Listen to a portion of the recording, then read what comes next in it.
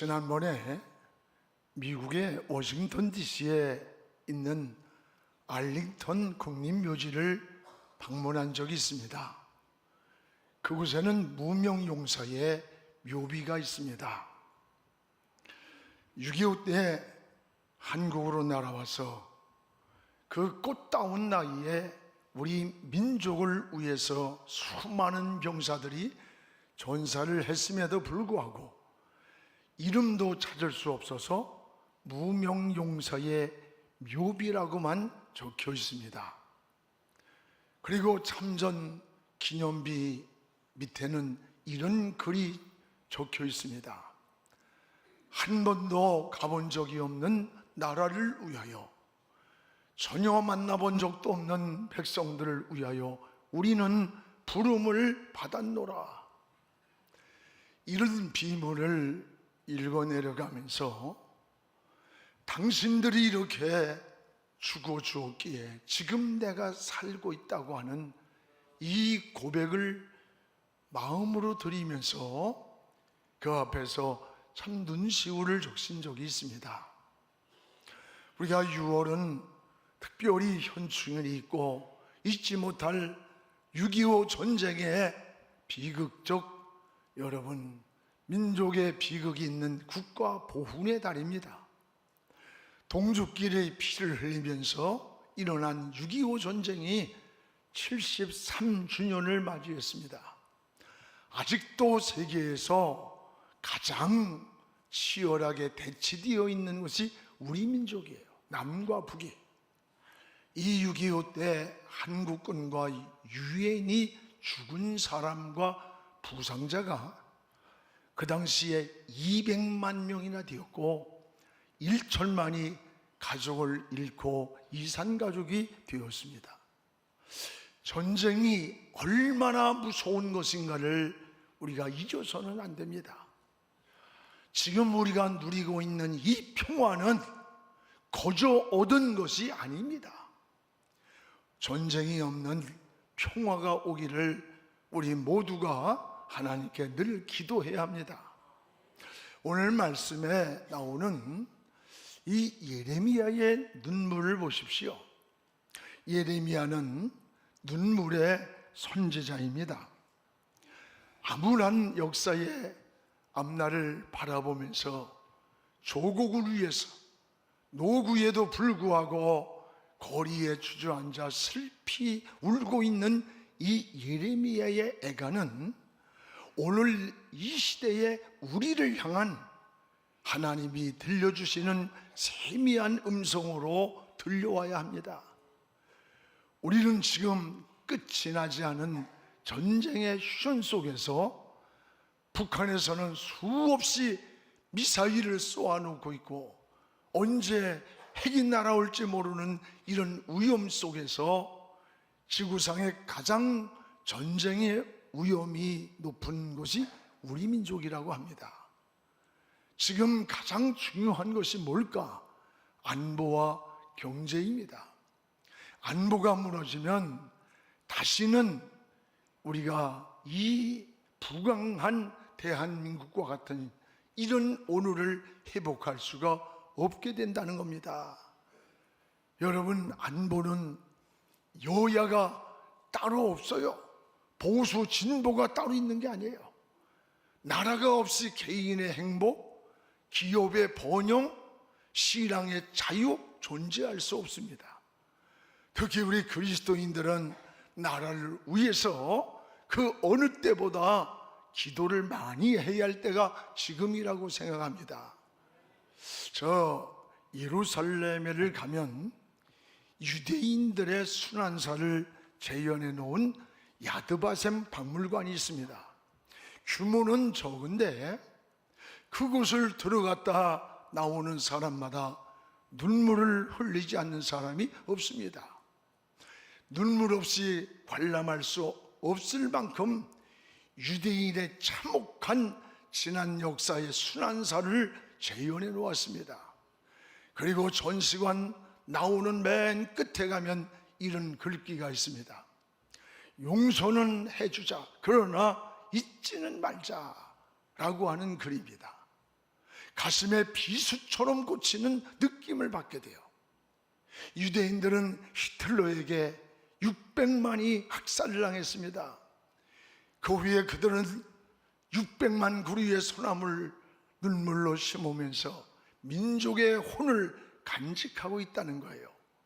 그리고 그 후손들에게 그들을 나치를 용서는 하되 잊지는 말라고 끊임없이 후대들에게 교육을 한다고 합니다. 그렇습니다.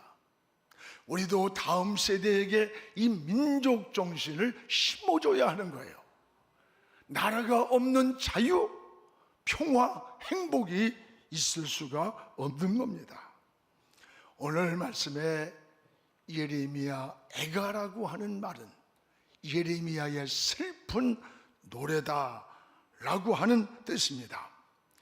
예레미야는 예루살렘이 바벨론에 함락이 될 때에 눈물로 하나님께 고백을 하는 5번의 슬픈 노래를 지었습니다. 그게 오늘 예레미야 애가입니다. 무엇보다도 예레미야는 나라를 잃은 슬픔, 나라를 잃고 바벨론의 포로가 되었던 이 슬픔을 눈물로 고백을 하고 있습니다. 오늘 1절에 슬프다 이 성이여 라고 말씀합니다. 우리 같이 한번 읽어보겠습니다. 함께.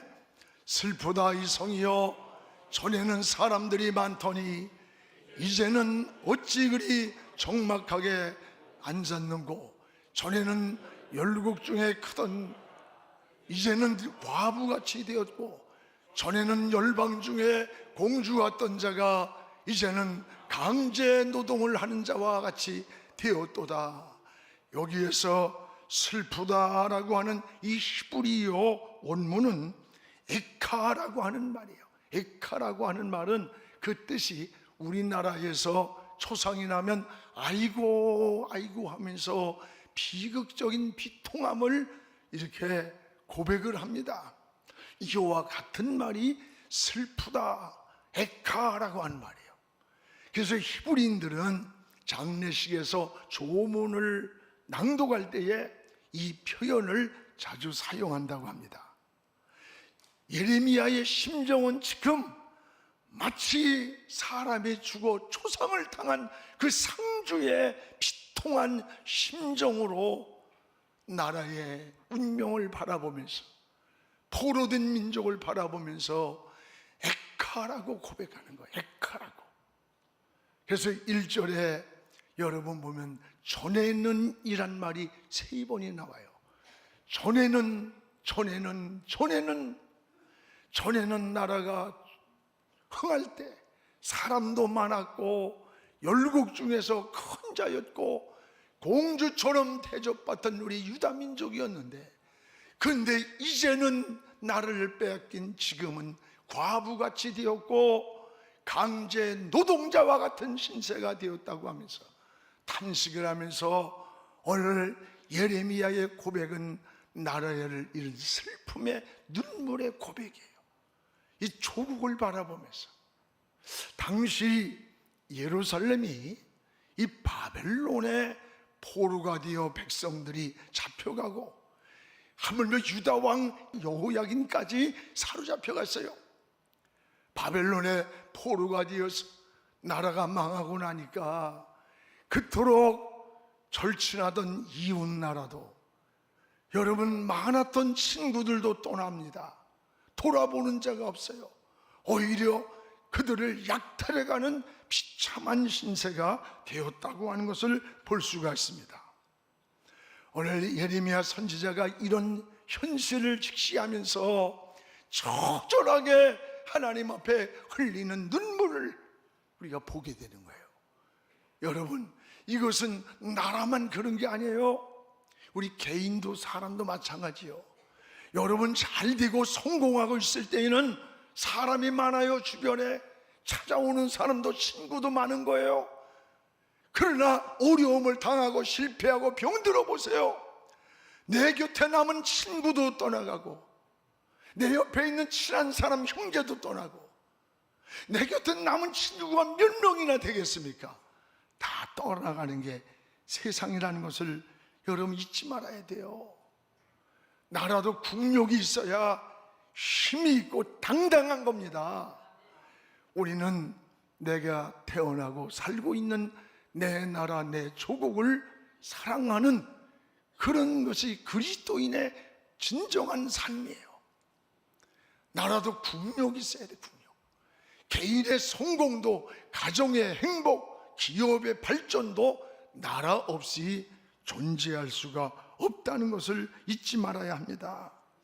여러분, 다시 동족끼리 만약에 전쟁이 일어난다면 우리 민족은 다시 회복할 수 없는, 지금 짧은 역사에 폐허됐던 이 나라가 근현대사에 세계가 놀랄 부강한 민족이 된 거야. 그러나 다시 동족이 전쟁이 일어난다면 우리는 다시 회복할 수 없는 최악의 비극이 이 땅에 온다는 거예요. 반면에 우리 주변국인 일본, 중국, 러시아 같은 주변국들은 대박이 터진다. 대박. 우리가 전쟁으로 망하고 있는 시간에 그들은 대박이 터진다는 어느 분의 글을 보면서 막 숨이 막히고 가슴이 터지는 것 같았어요. 우리 정신을 바짝 차려야 되는 거예요. 여러분, 국가 안보나 이 자국민의 이익을 위해서는 여야라는 게 따로 있을 수 없어요. 똘똘 뭉쳐가지고 하나가 되어야 그렇게 대처가 돼요. 저 일본이나 미국을 보세요. 그렇잖아요. 지금 우리 사회의 가장 큰 위기가 뭐라고 생각돼요?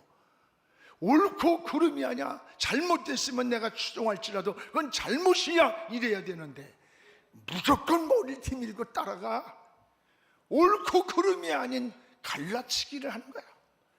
이 정치적 포퓰리즘, 이 나라를 망치는 거야. 여러분, 나라의 비전을 제시하고 밤을 새워 고민하는 지도자들의 모습이 10년 후에, 20년 후에, 50년 후에 우리 민족의 앞날을 꿈꾸게 할 수 있는 그런 나라 정치, 그런 지도자들이 필요한 거예요. 오늘 예레미야의 적절한 이 고백이 우리 모두에게 하나님의 음성으로 들려오기를 주님의 이름으로 축복을 합니다. 또 하나는 오늘 예레미야의 이 슬픔의 눈물은 따라서 하나님께서 촛대를 옮겼기 때문이다. 하나님이 촛대를 옮겼기 때문에 예레미야는 지금 애통하고 있는 거예요. 여러분, 순례객들이 끊기지 않던 시온의 대로에 성전문이 닫히고 예배가 멈춰버렸어요. 오늘 4절을 우리 같이 한번 읽겠습니다. 시온의 도로들이 슬퍼하며 절기를 지키러 나아가는 사람이 없음이로다. 모든 성문들이 적막하며 제사장들이 탄식을 하며 처녀들이 근심하며 시온도 곤고함을 받았도다. 시온의 도로들이 슬퍼한다. 여러분, 여기 시온의 도로가 슬퍼한다는 말은 성일이 되어서 하나님께 드리는 절기가 되었는데도 예배 드리러 오는 순례객들이 항상 붐비던 시온의 도로였습니다. 그런데 여기에 사람이 없다는 거예요. 인적이 끊겼어. 왜 그러냐? 모든 성문들이 닫혔기 때문에, 나라를 빼앗기고 여러분 포로가 되고 나니까 성전의 성문들이 닫히고, 그래서 제사장들이 탄식을 하는 거예요. 왜 탄식을 합니까? 거룩한 성일이 되어서 예배를 드려야 하는데 제사할 곳이 없는 거예요. 예배 드릴 곳이 없는 거야.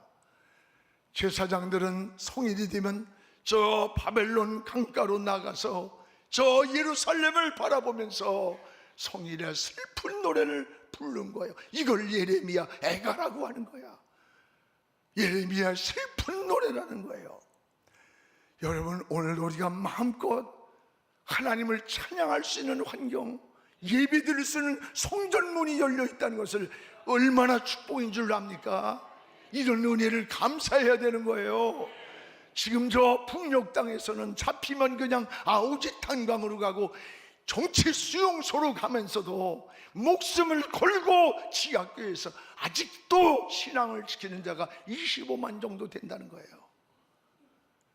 여러분, 우리에게 신앙의 자유가 있고 마음껏 예배드릴 수 있음을 하나님께 감사하시기를 축복합니다. 나라가 그러면 왜 이렇게 힘없이 빼앗겼을까? 왜 나라가 힘없이 이렇게 포로가 됐을까? 부강하던 유대민족이. 여러분, 원인이 있습니다. 그것이 오늘 성경에 죄 때문이라 해서 죄는 무서운 거예요. 우리 5절을 같이 읽겠습니다. 그의 대적들이 머리가 되고 그의 원수들이 형통함은 그의 죄가 많음으로 여호와께서 그를 곤고하게 하셨습니다. 여러분, 대적들이 머리가 되고 원수들이 형통한 것은 우연한 것이 아니라 하나님께서 장애물을 놓고 유다 민족을 곤고하게 만드는 하나님의 손이라는 거예요. 또 8절에 보세요. 8절에 같이 읽겠습니다. 예루살렘이 크게 범죄함으로 조소거리가 되었다. 조소거리가 되었다. 오늘 여러분, 예루살렘이 범죄해서 조소거리가 됐다. 결코 오늘 이 이스라엘 백성의 유대민족의 포로와 고난과 시련과 이것이 우연이 아닌 죄값이야. 죄값. 이걸 알아요. 죄값이라는 거예요. 지금은 유다가 바벨론 포로가 되고 성전문이 닫힌 것이 죄로 인해 하나님이 손을 대신 문제라는 걸 알아야 돼요. 사랑하는 여러분, 여러분 인생을 살면서 풀리지 않는 문제, 이상하게 꼬이고 뒤틀리고 자꾸 엉키는 문제가 있을 때 우연이라고 생각하지 말고 인간적인 방법을 쓰지 말고 하나님 앞에 먼저 엎드리시기 바랍니다. 죄가 가로막고 있는 경우가 많이 있다는 것을 알아야 돼요. 죄로 인하여 하나님이 대적들을 오히려 머리가 되게 만들어버렸고 원수들의 길을 형통하게 만들었어요. 유다 민족을 징계하기 위해서. 그리고 여러분 6절에 보면 나라가 힘을 잃었어요. 나라가 힘을 잃고 나니까 시온의 모든 영광이 떠나버렸다. 그리고 저 유다의 지도자들은 백성을 저 이리떼에 넘기듯 백성을 버리고 지들만 살겠다고 도망을 가서 달아났다는 거예요. 왜 그랬을까? 지도자들이 싸울 힘이 없어. 막을 힘이 없기 때문에. 여러분, 힘이 있어야 되는데 힘이 없어요. 육체도 힘이 있어야 건강이 유지되는 거예요. 경제도 힘이 있어야 돼요. 나라도 힘이 있고 가정도 힘이 있어야 전쟁을 막을 수 있는 거예요. 그런데 힘이 없으니까 지도자들이 백성을 이리떼에게 넘기듯 버리고 달아나 버렸다는 거예요. 이 비참한 현실을 지금 예레미야가 보면서 슬픈 노래를 부르는 거예요. 노래가 아니라 울고 있는 거예요. 버트랜드 러셀은 인간에게 있는 힘을 세 가지로 분류를 해요. 하나는 칼을 상징하는 물리적 힘이라고 했고, 또 하나는 돈을 상징하는 경제적인 힘이라고 했고, 또 그 다음에는 마음을 움직이는 설득의 힘이라고 했습니다. 이 세 가지 힘을 균형 있게 유지하고 움직이는 힘이 뭐냐? 제3의 힘이 있다는 거예요. 그 제3의 힘이 뭐냐? 그게 바로 영성이라는 거예요. 영성은 뭐냐? 하나님께로 오는 힘이에요. 하나님이 주시는 힘, 하나님이 주신 지혜, 하나님이 주시는 새 힘이에요. 그래서 다윗도 시편 18편 1절에 나의 힘이 되신 여호와여, 내가 주를 사랑합니다. 나의 힘의 원천이 되시는 하나님을 사랑한다고 고백을 했습니다. 그렇습니다. 오늘 우리는 하나님께로부터 오는 힘을 얻어서 우리의 신앙이 일어나야 합니다. 여러분의 가정이 일어서시길 바랍니다. 우리 민족도 다시 일어나기를 주의 이름으로 축원합니다. 그런데 지금 유다 백성은 싸울 힘이 없는 거예요. 막을 힘도 없는 거예요. 하나님이 막아버렸어요. 저 적들에게 오히려 형통한 길을 주고 힘을 줬기 때문에. 그래서 6절에 지도자들은 백성을 버리고 도망을 갔다고 하는 겁니다. 오늘 여러분, 오늘 예레미야는 이런 시대의 현실을 보면서, 이런 시대를 직시하면서 예레미야는 무엇보다도 따라봐요, 나라를 위해 눈물로 기도했다. 이런 현실을 보며 예레미야는 노구에도 불구하고 저 거리에 나가 주저앉아 하나님을 향하여 눈물로 기도했던 거예요. 여러분, 오늘 지금은 나라 위에 기도해야 할 때입니다. 오늘 여기 성경의 9절 하반절에 보면 이런 게 나와요. 나의 환난을 감찰하소서. 끝말이에요. 나의 환난을 감찰하소서. 또 여기 11절 하반절에 보면 하나님, 나는 비천하오니 여호와여 나를 돌보시옵소서. 나의 환난을 하나님 보소서. 나의 비천하오니 나를 돌봐주소서. 오늘 하나님께 눈물로 호소하는 예레미야의 기도의 내용입니다. 여러분, 말 못하는 어린아이의 가장 큰 무기가 뭐라고 생각해요? 눈물이에요. 눈물. 이 아이는 그냥 우는 거야. 엄마를 찾으면서 울면 해결돼요. 배고파도 울고 아파도 울고 괴로워도 웁니다. 아이가 울면 엄마는 아이가 무엇이 필요한지 잘 알고 그 아이의 문제를 해결해 주는 거예요. 우리의 기도도 마찬가지예요. 우리도 하나님 앞에 울어야 합니다. 눈물은 진실을 말합니다. 진실한 감정이 눈물로 나타나는 거예요. 슬플 때도 울고 지칠 때도 울고 그리울 때도 울고 외로울 때도 울고 기쁠 때도 우는 거예요. 눈물은 거룩한 전염을 또한 시킵니다. 여러분, 눈물은 다른 사람에게도 같은 감동을 전하는 거예요. 눈물 자체가 진실이기 때문입니다. 눈물이 메마를 때 우리 영혼이 황폐해지고 삶이 곤고해지고 삭막해짐을 알게 되지 않습니까? 하나님도 눈물을 보시고 응답을 주셨어요.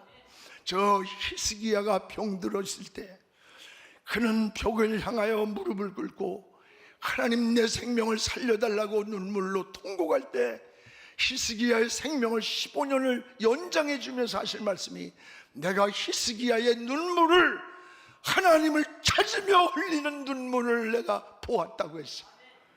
오늘도 여러분 어렵습니까? 시련이 있습니까? 장애물이 있습니까? 하나님 앞에 무릎을 꿇으시기 바랍니다. 하나님이 여러분의 눈물의 기도를 보시고 응답하시고 길을 여시고 축복해 주시는 거예요. 진실한 눈물을 보시고 하나님은 응답을 하셨습니다. 사랑하는 여러분, 오늘 우리에게 기도의 눈물이 필요한 때입니다. 민족을 가슴에 안고 흘리는 눈물이 필요한 시대예요. 하나님 앞에서 울어야 합니다. 울면 해결되는 거예요. 하나님이여, 저에게 눈물을 주옵소서. 하나님, 한국교회의 촛대를 옮기지 마옵소서. 하나님, 이 민족에 주신 축복의 촛대를 옮기지 마소서. 우리 가정에 축복의 촛대를 옮기지 마소서. 이런 기도를 드려야 합니다.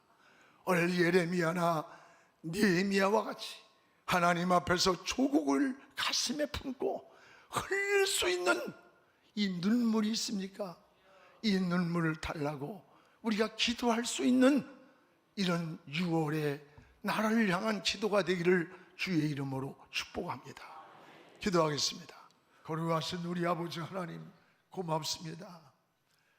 전에는 부강했고 전에는 친구도 많았고 이웃도 많았는데 나라를 빼앗기고 나니 친구도 떠났고 이웃도 떠났고 오히려 침략자가 되었노라고 눈물을 흘리며 고백하는 예레미야의 고백이 우리가 들어야 할 이 시대에 하나님의 음성이 되기를 원합니다. 하나님, 내 나라 내 조국을 지켜주옵소서.